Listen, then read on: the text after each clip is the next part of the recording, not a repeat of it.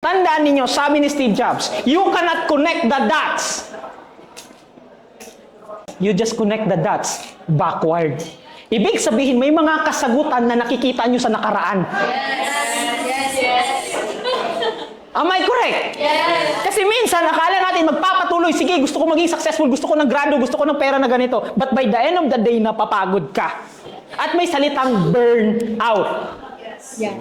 Ang burnout nangyayari kung yung, pakinggan nyo to ha, kasi alam ko nababurnout kayo. Pag mag-college kayo, mababurnout kayo, pakinggan nyo kung anong salitang burnout para sa akin.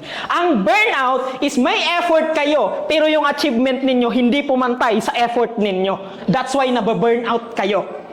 That's why sabi nila, yung third honor, ginawa ko naman lahat. But bakit hindi ako naging first honor? And that's the time na masabi mo, napapagod ka na. And it's a normal thing. Hindi sa lahat ng oras sumasang-ayon sa inyo yung mundo. Kasi minsan, kailangan niya na matalo kayo para tumingin kayo sa pinanggalingan ninyo. Because if you're going to keep forward, minsan may naiiwan kayo.